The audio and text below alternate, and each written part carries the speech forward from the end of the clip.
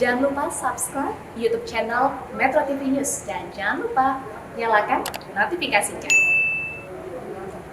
Pemirsa, peneliti BRIN Edi Hermawan mengatakan banjir rob yang semakin intens disebabkan oleh sejumlah faktor, mulai dari faktor alam, kenaikan permukaan air laut, hingga peran manusia, misalnya penggunaan air tanah yang tidak dikendalikan. Sebaiknya pemerintah dan masyarakat tidak terkesima dengan peningkatan air laut, namun kendalikan penggunaan tanah.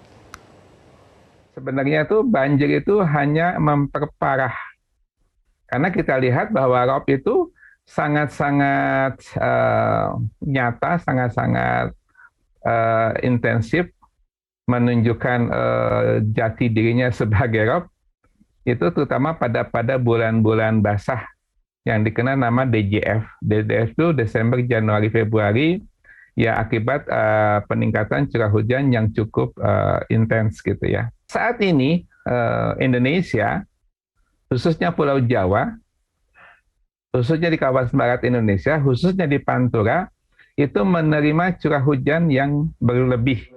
Anomali cuaca hingga iklim terjadi hampir di seluruh dunia termasuk Indonesia.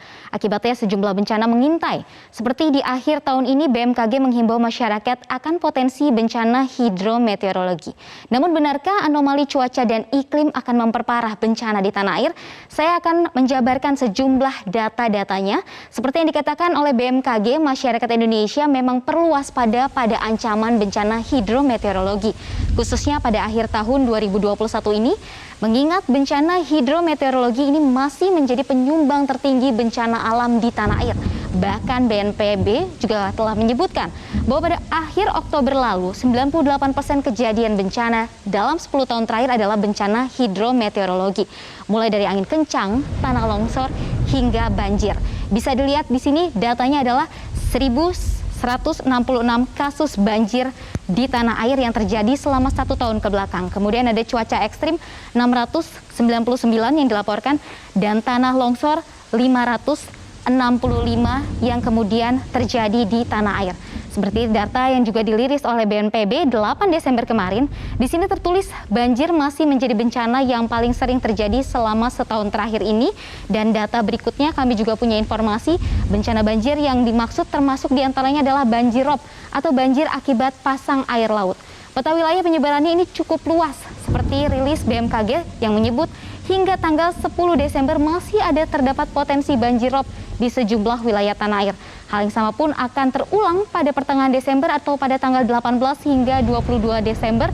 Di sini daerah-daerah yang harus mewaspadai banjir rob diantaranya adalah Banten, ini di pesisir Pandeglang, Anyer, Panimbang, kemudian Jakarta, ada Jawa Barat, ini juga di pesisir pantainya, Kaltim, Kalimantan Selatan, ada Jatim, Sulbar, Sulut, Jateng, kemudian di Papua Barat bagian utara khususnya. Ini harus mewaspadai adanya potensi banjir rob karena memang ada fenomena La Nina. Nah, khusus di DKI Jakarta, potensi banjir rob masih juga akan terjadi di 3 kota administrasi. Di antaranya adalah di Jakarta Barat, Kepulauan Seribu, dan juga di Jakarta Utara. Berikut ini datanya bisa dilihat titik-titik banjir rob yang terjadi di Jakarta. Kemarin dilaporkan oleh BMKG dan juga BNPB, ini adalah 24 titik untuk di wilayah Jakarta Utara saja. Kemudian untuk di Jakarta Barat ada 14 titik, diantaranya ada Kedoya Utara, Rawabuaya, Kamal, Tegal Alur, dan di Kepulauan Seribu ini juga tidak ketinggalan ada 1 titik, khususnya adalah di Pulau Pari yang kemarin melaporkan kasus banjir rob juga. Lalu apa sebenarnya penyebab banjir rob di satu wilayah? Kita akan membahasnya secara singkat apa sebenarnya penyebab dari banjir rob. Di sini kami sudah kumpulkan data-datanya. Penyebarannya adalah ketika ada posisi bulan dan juga bumi ini dalam fase yang berdekatan atau perigi.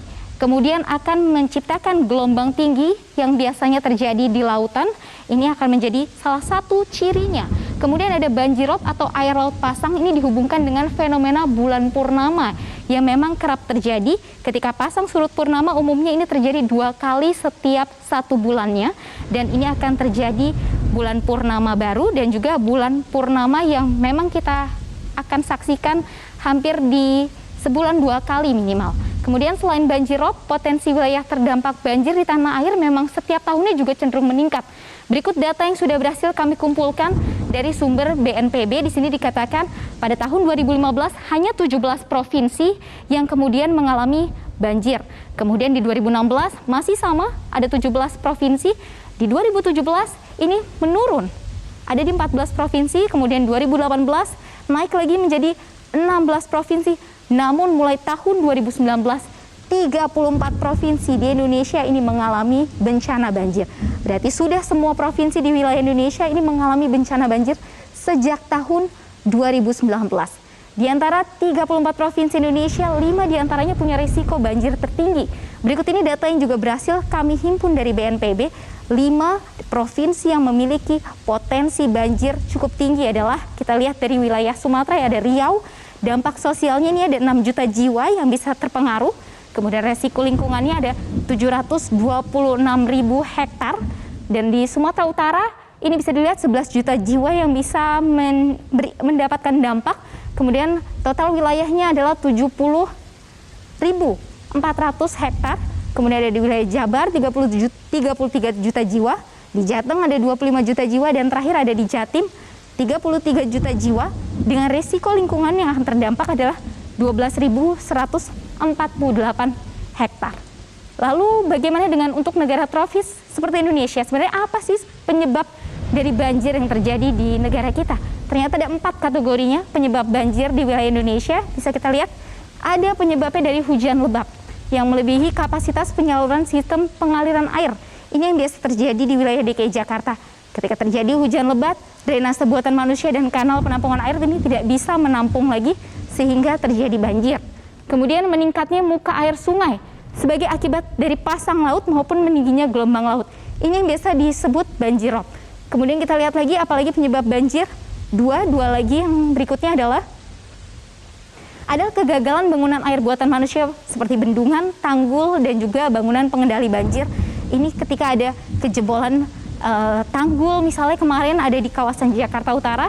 Kemudian ada kegagalan bendungan alam atau penyumbatan aliran sungai sebagai akibat dari runtuhnya longsoran tebing sungai atau yang biasa kita kenal maksud kami dengan banjir bandang. Nah, anomali cuaca memiliki pengertian yang tidak teraturnya cuaca dari normalnya secara rata-rata. Nah, sedangkan anomali iklim ini memiliki pengertian pergeseran musim dari rata-rata normalnya. Misalnya di musim kemarau, hujan dengan intensitas cukup sering ini kembali terjadi. Nah, anomali iklim kemudian memunculkan fenomena atau 2 fenomena yang kita kenal dengan La Nina dan juga El Nino. Di sini kami punya penjelasannya tentang anomali cuaca dan anomali iklim. La Nina saat inilah yang sedang kita alami, yaitu kondisi penyimpangan suhu permukaan laut Samudra Pasifik tropis bagian tengah dan timur yang lebih dingin daripada kondisi normalnya. Biasanya bencana atau dampaknya adalah seperti banjir, kemudian tadi ada longsor, dan juga angin puting beliung. Nah, kemudian ada yang berlawanan, diantaranya ada El Nino, yaitu peningkatan suhu di sekitar Pasifik Tengah dan Timur, peningkatannya di atas rata-rata di sepanjang garis ekuador, menyebabkan bencana kekeringan hingga kebakaran hutan dan lahan. Karena sebagian besar wilayah Indonesia memiliki potensi bencana yang tidak sedikit, maka langkah antisipasi menanggulangi bencana perlu dilakukan. Apa saja itu? Berikut ini data yang sudah berhasil dihimpun oleh redaksi Metro TV. Di antaranya adalah mitigasi bencana oleh pemerintah pusat dan juga pemerintah daerah. Perlu kerjasama. Kemudian masyarakat harus waspada terhadap bencana dengan adanya rilis dari BMKG misalnya dan juga BNPB. Waspada dampak di sektor pertanian, perhubungan dan juga perikanan. Ini memang harus sudah disiapkan apa saja langkah strategis jika menghadapi fenomena alam seperti La Nina dan juga El Nino. Dan yang terakhir adalah pemulihan fungsi lahan dan juga hutan. Dari data yang sudah kami paparkan tadi, potensi bencana wilayah Indonesia khususnya bencana hidrometeorologi terus meningkat setiap tahunnya. Ditambah adanya anomali cuaca dan iklim, serta munculnya fenomena El Nino dan La Nina yang tentunya bisa memperparah bencana di Indonesia. Maka perlu langkah bersama agar kita bisa menanggulangi bencana dan mencegah timbulnya korban jiwa.